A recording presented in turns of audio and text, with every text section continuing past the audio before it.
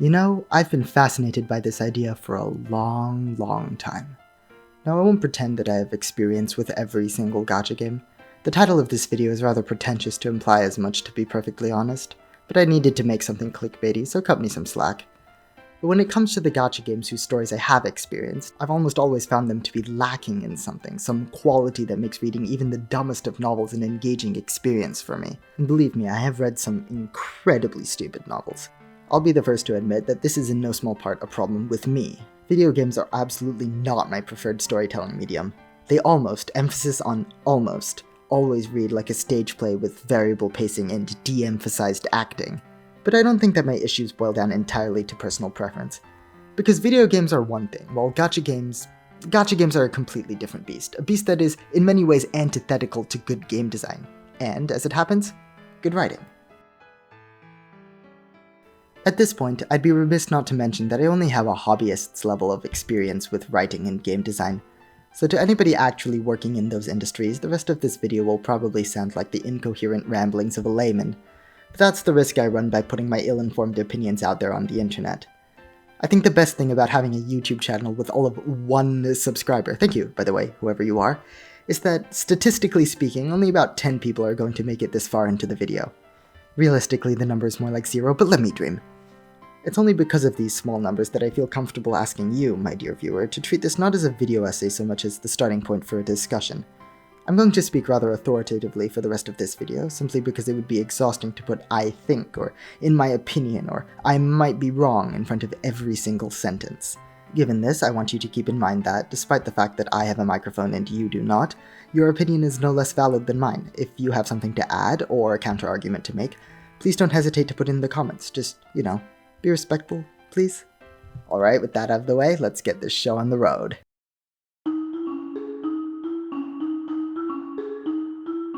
It's important to begin by pointing out that no writer or writing team is wholly responsible for anything that goes into the final product of these games.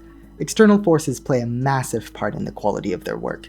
After all, these writing teams are responsible for producing coherent stories tens of thousands of words long on a consistently tight schedule, and have potentially been doing so for months or even years on end. The fact that these people are able to do a job like that to any level of quality and consistency is a testament to their skill.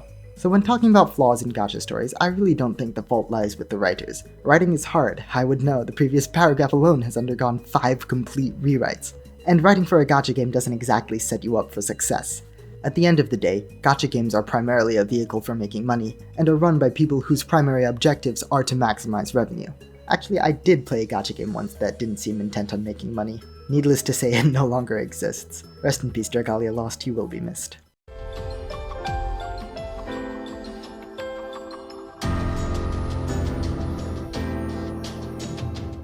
But for the gacha games that are still around today, their primary goal is to make as much money as possible. While the story quality plays a role in this, its effect on the game's longevity is all but overshadowed by the most important factor: consistent updates. Because for a live service game, the most valuable thing it can bring to the table is something new. Something new and good quality is preferred, of course, but a live service game with an already established player base is going to make a lot more money from creating new mediocre content than from making sporadic high-quality content. With gacha games specifically, this content comes in the form of new characters and new events, with new characters receiving the bulk of the marketing and development budget because that's what drives sales. And although I've never tried before, I'd wager that writing a story that consistently introduces new characters is really difficult. It's not easy to write a thoughtful story about any given character when you know that whoever's in the spotlight right now is there because they're on banner, not necessarily because they're the best person to focus on at that point in the story. Also, the current spotlighted character will, more likely than not, be all but shoved to the side when a brand new character enters the scene. In fact, it's very likely that the only recurring characters in a gacha story will be the self-insert player character, who isn't allowed too unique a personality, for obvious reasons, and a select cast of core characters, who will probably be the most developed characters in the story by merit of their frequent appearances, but who will still be harmed by the story's need to focus on whichever side character is currently being sold. Now this is by all means a limitation that can be worked around, but it's still a limitation, and one that requires constant time and attention from the writers. And let me tell you, for a gacha game story writer, time is not on your side. Perhaps an unfortunate side effect of gacha gamer priorities is that information on the word count of gacha game stories is not forthcoming. What few accounts I can find online are almost always in Japanese or Chinese, and while I can, and have, converted these counts into an equivalent number of English words, the statistics kind of lose their punch. Which is unfortunate because it means I don't really have anything other than my own personal experiences to back me up when I say that gacha game stories tend to be on the long side. In general, and again it sucks that I don't have any solid numbers to back me up on this, the writing team at a gacha company will probably have to produce about a novella's worth of story every few weeks. I'm about to hypothesize based on circumstantial evidence here, but bear with me. I once asked an acquaintance who works on Honkai Star Rail at Hoyoverse, and he told me that work on the content for a new patch begins in earnest about 3 patch cycles or 18 weeks in advance. Assuming that the writing team isn't completely overhauled between patches, which it might be, I don't know, this means that the team will end up devoting an average of a third of their effort to the story of one patch over the course of 18 weeks. So, overall, the story in a 6-week patch needs to be written in about 6 weeks. Oh my gosh, aren't you glad you're watching this video? You know, only on the Blue Forest channel will you hear knowledge drops like writers need to write 1 patch's worth of story every 1 patch's worth of time. Anyway, my point is that the writers have very tight deadlines. 6 weeks to write a novella-length story is already a tall order, especially when you need to constantly communicate and collaborate with the character, sound, and level designers to make sure that everything's coherent. And remember, this is a hard deadline that the team must be able to meet consistently. If this means they have to cut corners, then they will absolutely do so. In fact, the only time I've ever seen a large gacha game schedule be delayed because of unfinished content is with Limbus Company, and the development team behind that game has like 50 people, so they get a pass. Now, where was I? Right, 6 weeks, 1 story. What I'm about to say is pure conjecture, but I think I might be right here, so hear me out. Obviously, the ideal situation would be that the writing team produces an absolutely stellar, incredible story every 6 weeks, but that would take way too much time. So the game devs have to make a decision, either increase the length of the patch cycle or cut down on the writing. And already we know that the former would never happen, especially not at the scales and revenue numbers of some of the more popular gachas out there. And so the writing team is left to make cuts to the story wherever necessary in order to meet their deadlines. Now, every story is made up of smaller components, and I'm absolutely oversimplifying this, but in essence, in order to keep up with the schedule, the writing team will have to make cuts from either the plot, the character development, or the world building. Of these 3 story elements, character development is clearly the most logical component of the story to cut, and for quite a number of reasons too. Well, first of all, you can't exactly cut the plot. A story without a plot isn't much of a story at all. The plot can be pared down, certainly, but you can't really take a chainsaw to it the same way you can with character development or world building. Then, between world building and character development, which is more important to a gacha writer? World building, obviously. Not only does it give the plot a sense of place, which allows the reader to engage with the story on a deeper level, but it's also more easy to carry over between story chapters as new installments come out. If you spend a lot of time developing a character and getting the readers attached to them, you've set yourself up for failure when it inevitably comes time to cut the character out of the story entirely so that you can sell a brand new character. World building, on the other hand, can persist between story installments without detracting from any short-term spotlight the higher-ups at the game company might want to shine on their newest character. In essence, time spent on the characters is time wasted, while time spent on the world is time saved. Another reason why I think character development is much more likely to be cut is because it's the facet of writing that requires the most thought. Character development takes a lot of time because it requires you to really put yourself into the shoes of a fictional person who might not hold the same beliefs and priorities as yourself. And then the information you want to convey will have to be given to the reader through believable, and the key word here is believable, actions and dialogues by characters who, again, might not make the same decisions that you would. Overall, it's a much more involved process than writing plot or world building, which are difficult in their own right, but can at least be written about objectively. A character's political alignment and personal motivations don't need to be taken into consideration to as great of an extent if their only job in a given scene is to inform the reader about objective truths like, say, the ruler of a country, or the history of a religious festival, or the magical power held inside a super special ring. So, if the writers make cuts where necessary to meet their deadlines, what are we, the players, left with? Underwhelming or undercooked character development, a healthy amount of world building, and a great deal of short-term plot and action sequences. Now, whether or not this is a problem all comes down to personal preference. As a person who reads stories for believable and relatable characters, these limitations inherent in gacha game stories have always come across to me as detrimental to the overall experience. But regardless of whether or not you agree with me on that, I think that this conspiracy theory/framework provides us with a good baseline to reference when examining some of the more unique writing decisions and flaws in Part 2. Because of course, I'd be remiss to make a video on gacha game stories without looking at specific examples. And so, for the rest of this video, I'll be doing just that, looking at specific storytelling examples from the games shown on screen right now. If your favorite game isn't being shown right now, I do apologize. It's not because I don't like the game, it's just that I don't have enough experience with the game to talk about it at length. Nevertheless, I encourage you to stick around and maybe learn something about a game you haven't played before. Or maybe you could help me out. As I mentioned earlier, I want this video to be the starting point for a discussion. I'd like to hear all of your experiences with gacha game storytelling, especially if you have insight into a game that isn't listed here. Does my wacky conspiracy theory fit what you see in the game? Or maybe your favorite game does something different, something better that allows it to avoid the more common issues in the industry. Let me know in a comment, or if you don't want to boost the algorithm, send me an email. And with that, let's get part 2 underway.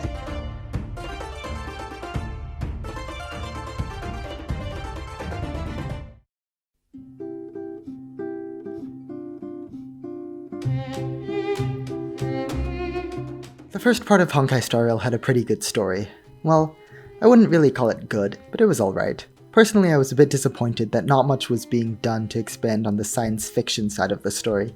The writers clearly chose to go down the path of a more generic anime plot, which was a strange choice to me because science fiction anime certainly exist. In fact, I've heard that some of them are actually really good, but I digress. After the first arc in Belobog, I began to lose interest in the story. This was no fault of the games, it's just that I only have 24 hours in a day. I would still read the story, of course, but sometimes I would zone out and miss crucial information, and then would have to backread to catch myself up. Then, after the conclusion of the third story arc in the game, the Penacony arc, I started to simply let the story run on auto as I went and did other things. And now, with the latest game update introducing a story skip button, I can confidently say that I have no knowledge whatsoever of the most recent story installments. But something I can see about the story is that, after the first arc, it becomes much more episodic. Like, there's obviously still an overarching narrative, but more and more often, it takes a backseat to whatever small and tangentially related conflicts plague the characters at that moment. Usually, on release, those smaller conflicts would serve to introduce and develop whichever newly released character was on banner at the time. And sometimes there are simply self-contained interlude chapters, such as the one regarding Argenti and the Swarm, or Hule's werewolf invasion, or the one with the monkey cult. I really wish that last one didn't exist.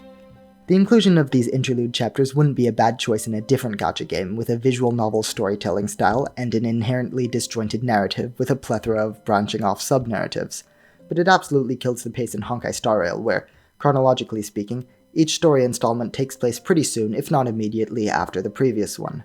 But it's not like the writers are unaware of this. In fact, they often take respectable, and sometimes even effective, measures to try and circumvent this issue. Being quite a generic RPG in many ways, Honkai Star Rail chooses to use a lot of generic RPG storytelling techniques, such as putting extra world-building information in optional, collectible data logs, or using side content as an opportunity to add downtime to the story and expand on characterization. It also keeps a core cast of characters featuring the more serious and reserved Dan Heng, and the more laid-back and outgoing March 7th. Yes, that's her name. This allows the writers to expedite character introductions somewhat by using introductory dialogue to compare new characters to these already established personalities. None of these techniques are particularly unique, but they're seen often because they work well. On top of this, playable characters involved in the longer story arcs, but not the interludes, are usually introduced to the story a couple of updates before they are made playable. And while it's true that doing so makes sure the players are at least nominally aware of each character's existence ahead of time, it also means that the writers have to spread out their screen time even more thinly, as the limited time spent on character development has to be shared between the primary character of the patch and all of the secondary characters as well. In practice, this doesn't do all that much to stem the problem of entire character arcs being crammed into a single, relatively short story installment. At its very worst, we get characters like Aventurine, Fei Xiao, and most recently, Castorus, who all receive the bulk of their character development in one long scene, immediately before or sometimes even after their big moment of sacrifice.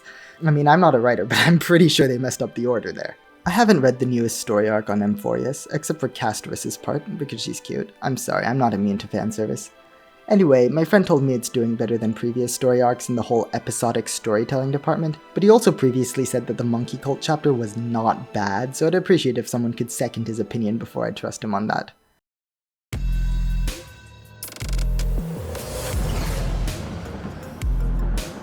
Limbus Company's story is unique in no small part because the dev team behind the game has historically made the uncommon decision to delay the release of unfinished content rather than rushing it, leading to a slow and irregular update pace.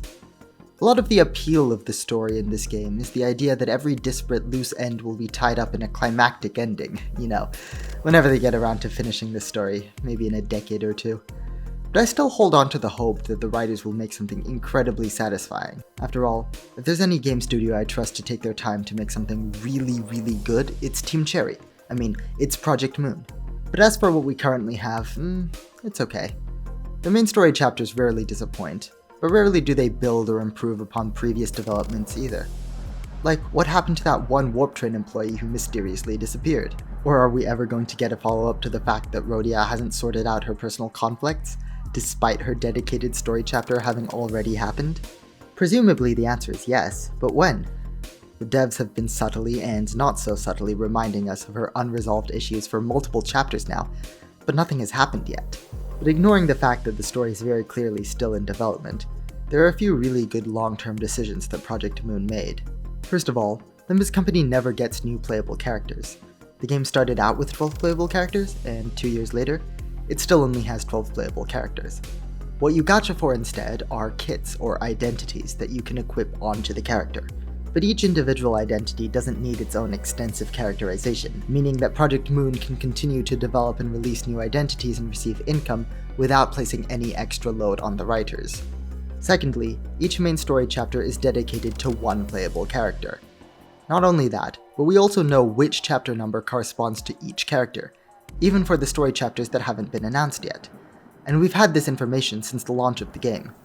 Sure, it's a little bit formulaic, but in a game with so many delays that the devs decided to stop giving time estimates for their updates altogether, a bit of certainty about future updates goes a long way. There are a lot of great benefits to a story structure like this one. For one, it allows the writers to take their time and devote everything to the spotlight character during their story chapter, since they know that the characters they de-emphasize during one chapter inevitably have had or will have their own dedicated time in the limelight. And, especially at this point in the game's life cycle, where 8 of the 12 playable characters have already had their dedicated story chapter, there's a lot to look forward to on the reader's end when it comes to future story installments. After all, the 4 characters who don't have their dedicated chapters yet haven't been entirely forgotten. All of them have 8 chapters worth of small comments, interactions, and behaviors that allow the reader to create a mental image of who the character is as a person. This turns each character's dedicated chapter into a much more engaging experience, as you can constantly compare new information about the character, like their backstory and relationships, with the mental image that you've built up. And lastly, it's just cool to compare a character before and after their story arc. I don't have anything deep or insightful to say about that, it's just cool to be given time to simply see and appreciate a character's growth as a person. Something I do want to mention as a major detriment to Limbus' story, and this isn't really a gacha thing so much as it is a video game thing, is that, for some inconceivable reason, Limbus Company writers feel the need to give lore explanations for each and every facet of gameplay. Now on the surface level, this could seem like a good thing. After all, the writers are trying to tie the end-user experience of the player in with the in-universe experience of the player character, right? Well, the problem lies, of course, in the execution. First of all, it's not really helping with immersion. Like, there's a lore explanation for the gacha system, but we all know that the gacha system isn't in the game because the story demanded it be there. It's in the game because the devs wanted to make a gacha game. Something similar can be said about the increasing level caps, or rotating content stages, or energy system. All of these gameplay systems are brought up and explained in the main story, but again, we all know that the story isn't really why they're there. But then, for some baffling reason, the writers choose to sometimes, and I mean rarely, take the small lore drops and give them massive plot significance. So the whole reason why you're able to pull for and equip new character identities is because those identities are actually the life experiences of alternate universe versions of those characters. Now when I first read this, I very quickly dismissed this as yet another lore drop to justify a gameplay mechanic. So you can imagine my surprise when I found out that the existence of an infinite number of parallel universes and the infinitesimal impact of a single individual's life on such a multiverse was actually the central focus of Kanto 6. And that by choosing to ignore my internal questions and concerns about the existence of an in-game multiverse, I was rendering myself mentally underprepared to engage with that chapter on anything more than a superficial level. Like, really? How was I supposed to know to pay attention to the parallel universe part of the lore as opposed to, oh, I don't know, the fact that all of your teammates live on a TARDIS bus that needs to be fed a constant stream of living human bodies in order to keep running? And yes, living human bodies is the in-universe lore explanation for the in-game energy system. I feel like if anything, that should be given plot significance. Or what about the part of Kanto 3 where one of the characters chooses to end the life of a dying comrade, before learning in Kanto 4 and 5 that not only was backup only a few minutes away, but that there exists in the game a magical panacea that can bring anybody back from the brink of death. Is that going to end up being plot significant? I don't know anymore. I don't know, are there even any takeaways from this? I guess what I can say is, storytelling is an interactive process between reader and writer, and if you want to communicate to your reader that a specific lore drop isn't going to be plot significant, put it in a database log or something. Like the database that already exists in the game. I need to move on.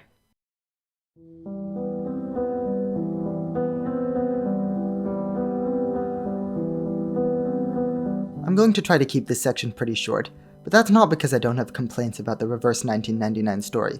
In fact, I have quite a few. It's just that none of them are really pertinent to this video, and also, attacking this game's story just feels wrong. After all, Blue Epic never marketed their story as being good. They marketed it as having English voice acting, live 2D animations, and an interesting setting. And for what it's worth, the story absolutely succeeds at all three of these points, especially the interesting setting part. You see, in the world of Reverse, at 11:59 PM on the eve of the turn of the millennium, something happened. Something that caused the first of many catastrophic, globe-spanning magical storms. People who happened to be in a small, and I mean incredibly small, selection of storm-immune buildings and locations were saved from the storm's effects. The rest of the world was washed away and replaced with a brand new recreation of the world at some point in the 20th century.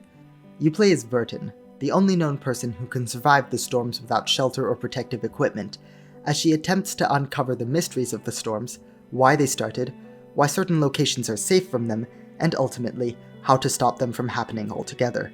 All the while, new storms transport her to new time periods and locations, with new people to meet, problems to solve, and antagonists to fight.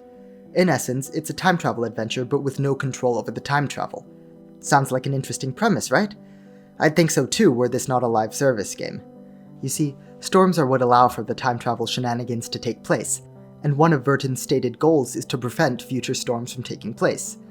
I'm sure you see the problem here. If the protagonist, Vertin, were ever to accomplish her explicitly stated goal, it would necessarily, definitionally mean the end of time travel, the end of the story, the end of new events, and the end of new characters to pull for. As it stands, any progress that the protagonist makes in the main story is harmful to the game's longevity.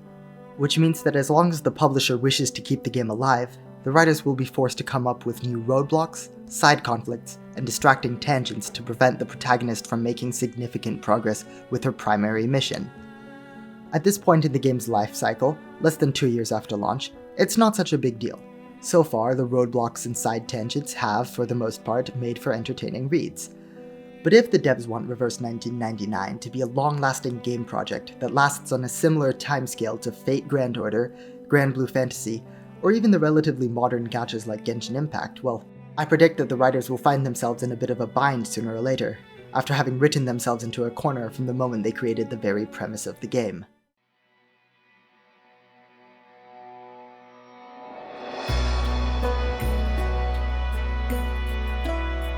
The Arknights story is an interesting case to me, because every time I choose to drop it, there's this persistent part of my brain that tries to pull me back. Like, intellectually, I know that probably nothing important happened in Adventure That Cannot Wait for the Sun or The Rides to Lake Silbenahers, but there's always something nagging at me, telling me that there's no way to know for sure until I actually read it. It's the world, I think. The world that these writers have painstakingly built up to be so compelling that, despite all the myriad flaws that litter each and every story, I'm still compelled to return for more. Not for the hype anime sword fights or the massive lore drops, but for the small moments. 2 kids helping each other stay alive through a harsh blizzard. A group of terminally ill laborers, on strike because of poor working conditions, watching as they're gradually denied access to food, medicine, and electricity. A street of restaurant owners, all fighting to keep their businesses and ways of life alive in the face of a declining tourism industry. a community of down-on-their-luck artists all supporting each other's artistic endeavors. It's difficult for me to really talk about my experiences with the Arknights story without embellishing, to examine and discuss my irrationally strong feelings regarding this narrative without in some ways forcing those feelings onto you, my dear viewer. If I wanted to, I could talk about this game for hours. Other people have, to varying levels of depth and varying degrees of success. But I'm not them, nor do I wish to be, so I'm limiting myself to just one side story. Break the Ice. I think that Break the Ice serves as a good baseline for understanding Arknights storytelling. Not because it's the best story that Arknights has to offer, nor the worst, nor even the most interesting, but because it's the most average. So while I'll be bringing up specific examples from this specific story, do keep in mind that what I say here applies in some capacity or another to most of the stories in this game. To recap, and I'll make this quick, Break the Ice centers around a conflict between the three major factions of a small country named Kirag. It involves the Silverash family attempting to seize control of the land, industries, and businesses owned by the Browntail family and Palrosh family in order to grow the economy or something. Anyway, you, the player character, happen to be in the area at the time that this happens, and you assist the Browntails and the Palroshes in maintaining control over their territory. The resulting story is a mixed bag. Like, don't get me wrong, there are some really good parts, especially in the world-building department. I particularly appreciate that there's stuff you can learn about Kirag culture simply by examining the behavior of the characters. You can tell by the Kirag characters' general underpreparedness in the face of hostility and subterfuge that the Kirag people are mostly peaceful, trusting, and cooperative. And you can tell that they're incredibly religious by the fact that, even after Silverash has begun hostilities, they still trust the word of the High Priestess, despite the fact that she's Silverash's younger sister. And it's cool that they sneak those details in without having to include a hand-sized sprite going, "Wow, the people of Kirag are so religious!" It's good writing. But let's be honest here, nobody went into Break the Ice wanting to learn more about the culture and people of Kirag. No, not when this event was advertised to feature members of the Silverash family. Silverash, Permanix, Cliffheart, and the bodyguards Courier and Matterhorn. For context, all 5 of these people were launch characters in the game, most were fan favorites, and absolutely none had been given a dedicated story up to this point. And the unfortunate thing is, all of these mostly fan favorite characters still don't have a dedicated story. Break the Ice spent so much time on the fights and power struggles between families, and absolutely no time on the few characters in the story that the players would actually know and recognize. What little time was spent on the Silverash side of the conflict was mostly spent on this guy Gnosis Edelweiss, the newly obtainable character at the time. Let me repeat. The Arknights writing team chose to forgo character development for the characters we actually knew in order to push the new guy we had never seen before. And this isn't a one-off fluke either. Time and time again, I've been disappointed at the Arknights writing team's decision to focus the majority of their sparse character development on characters who are new, and not necessarily the characters that might make the most relevant contributions to the story. And it's a shame, you know? The world building in Arknights is so good, and it would be so cool to see characters with unique and interesting backgrounds, experiences, and ideologies navigating that world. And to their credit, the writers have gotten better at this over time. Hero people sow and come catastrophes or wakes of vultures did decently well in this regard, and I maintain that So Long Adele would have been really good had they removed the sheep, but character-driven storytelling is still clearly not a priority for the writers. But part of being a good reader, and something I'm still working on myself, is judging a work for what it is rather than what it isn't. And you know what? For all its flaws, the Arknights story still has enough value that I'd come back to it, time and time again. Just, maybe without as much enthusiasm now as I had a couple of years ago.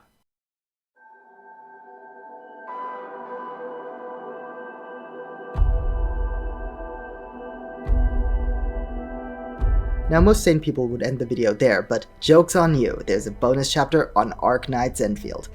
I mean, of course, I just finished giving my universal and unquestioning praise to the Arknights story. How could I not talk about its sequel/derivative work, Arknights Endfield?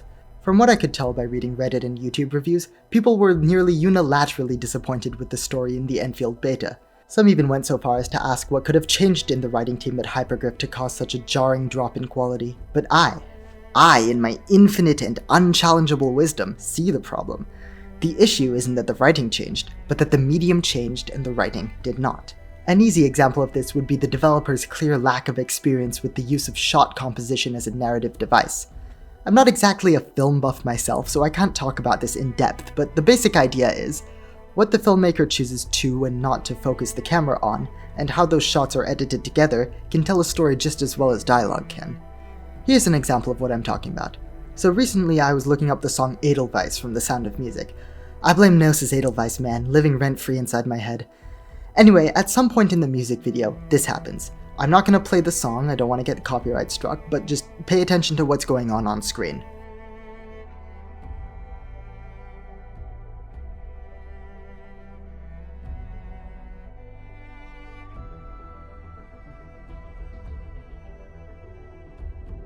Did you see that? There's an entire story there. He looks at her, she looks at him, and then she looks at both of them and frowns very slightly.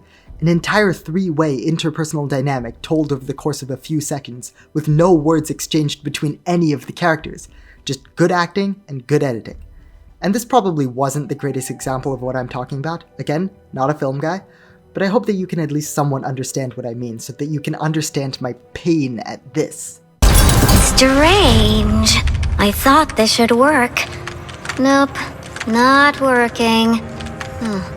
Oh, that's it. Got it! Oh, wait. It still isn't working.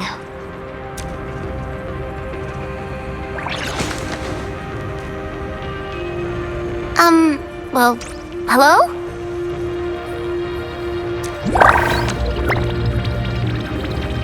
Maybe it's a local power output issue.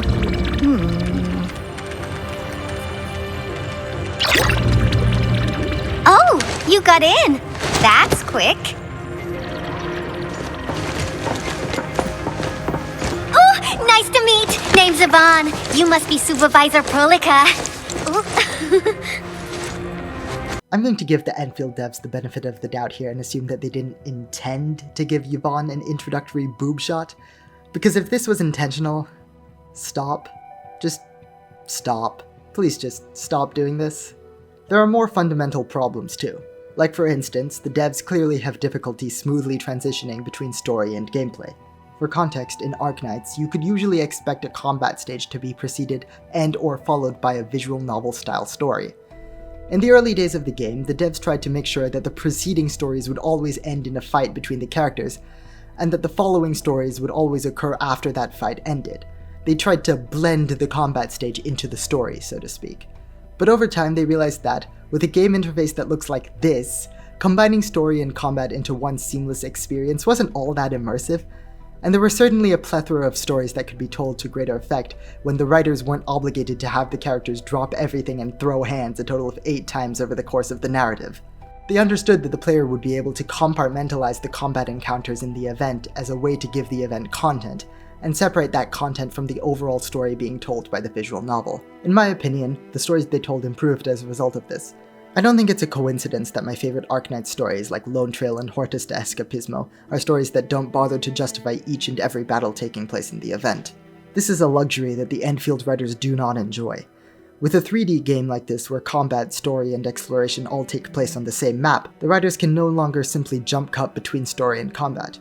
Every combat encounter that's interspersed in the story needs to be justified, and so a lot of the time in the story is spent on characters justifying the need to move to and fight in a new part of the world, which non-coincidentally happens to coincide with the next area of the map for you to explore and fight enemies in. The end result is a story that does a very poor job at communicating long-term stakes in favor of pushing the player from one small-scale skirmish to the next, which is bad for pacing and terrible for engagement. But to be honest, this isn't so different from how conflict was handled in Arknights itself. For instance, Arknights Chapter 10 saw our cast of protagonists on a mission to infiltrate/invade Londinium, the capital city of the well-guarded, heavily militarized, technologically advanced country of Victoria. There must be one hell of a justification for that, right? Wrong. In fact, the writers waited until Chapter 11 to mention your overall goal in Londinium, which was to stop the production of a weapon of mass destruction. That's right, your job in Londinium, as the head of the security division of a pharmaceutical company, is to stop the production of a WMD and prevent an international conflict.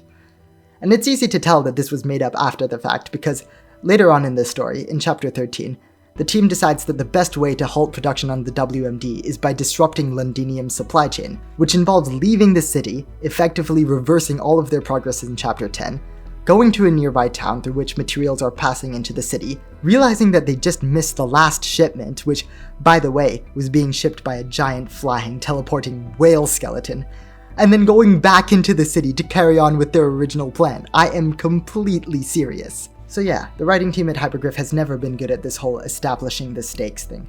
Endfield isn't special in this regard, but again, the new format makes these flaws all the more apparent. It's one thing to read that a specific enemy faction is powerful and scary and have abilities that conveniently require them to be stopped as soon as possible, and another thing entirely to see it in effect. Because the main antagonistic force in Endfield, the Bone Crushers, can be seen on the map. They're right there, a band of purportedly violent outcast criminals camped out less than a mile away from your inadequately protected factory and company headquarters. I honestly cannot think of a more effective way to undermine any sort of tension between two supposedly belligerent factions than by having them all but coexist peacefully side by side. And if the Bone Crushers are also dead set on stopping the protagonist because of environmental reasons, which I think is what this one line of dialogue means, then that isn't shown to the player either. At no point in your tens of hours of drawing power lines and building mining rigs does anybody or anything in the game even so much as suggest that your colonization efforts are anything other than universally beneficial to everybody involved. And then there's the whole issue of the lore of the game. You see, Arknights, having received consistent story updates for over 6 years now, has a lot of lore. Some of it is good, some of it is bad, and some of it is honestly not very well thought out. And by positioning itself as a sequel to Arknights, Endfield gives itself the tricky job of making sense of all the accompanying lore, choosing what to keep and what to ignore. From what I can tell, the plan seems to be to ignore basically everything, and you know what? I think that's a good move. The fact that Endfield is set on a completely different planet, multiple centuries removed from the events of Arknights, makes the game an incredible opportunity for a fresh start. I think it's great that people, especially non-Arknights players, can hop into the game and enjoy the story for what it is without knowing about, say, the political situation in Bolivar, or the Victoria Ursus Lithanian joint invasion of Gaul. But the writers are walking a fine line by doing this, and everything falls upon the execution. Like, you know how there are Arknights characters who show up as playable characters in Endfield? There's a lore reason behind that. I won't get into the details here, but it involves reviving people. From being dead. Because apparently that's something you can do in this universe. How the writers plan to include that detail in the story without raising a lot of questions is beyond me. But barring that, if the writers plan to throw out most of the Arknights lore, something needs to take its place. People do not simply go multiple centuries without forming cultures and factions and organizational structures and ideological differences. But so far, not much has been done with regards to this. I mean, there isn't even a lore justification for the primary conflict of the story. But of course, the game hasn't been released yet, so I suppose there's nothing we can do but wait and see how it turns out.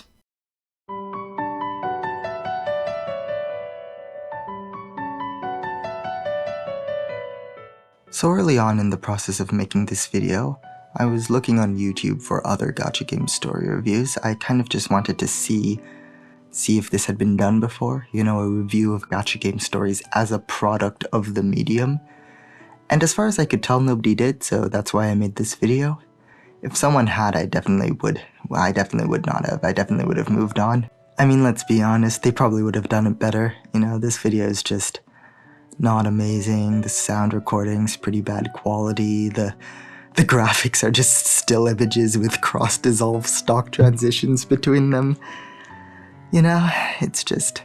But yeah, while I was looking up gacha game story reviews, I was watching a couple of them, and one of them in particular I watched and I scrolled down to the comments. I always scroll down to the comments, and in the comments everybody was calling him out because he had fundamentally misunderstood the premise of the story he was reviewing. And, you know, I think that apart from just in general the bad technical quality of this video, most of which is outside of my control, I think that that's what I'm most afraid of now, is that I've fundamentally misrepresented one of these games, and I really hope that's not the case.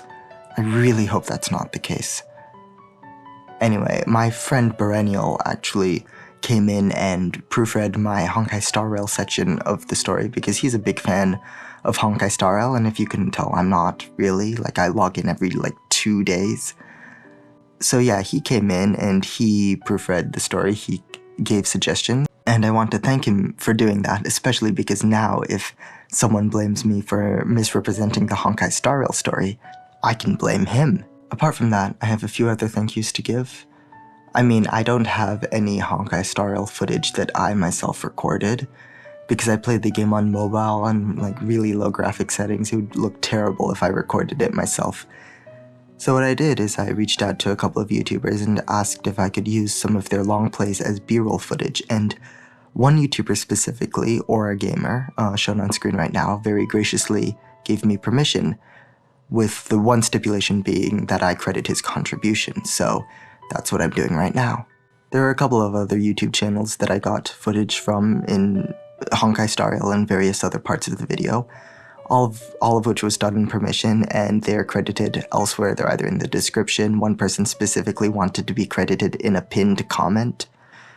I mean, I wasn't even planning to do a pinned comment, but I guess now I have to.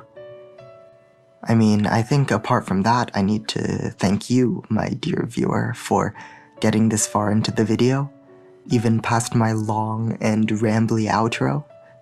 You know, I really hope that you came out from this video. You know, I'm not under the delusion that this is going to be something life-changing, or that I'm going to convince someone to start playing a new game or drop a game they're already playing, but I really hope that this video made you think about a game you play or a game you know of differently. You know, even if I didn't specifically mention that game in this video. Yeah, I don't really want to let this outro go over long, so I'm going to end it here. Thank you for watching, and I will probably not see you ever. See ya.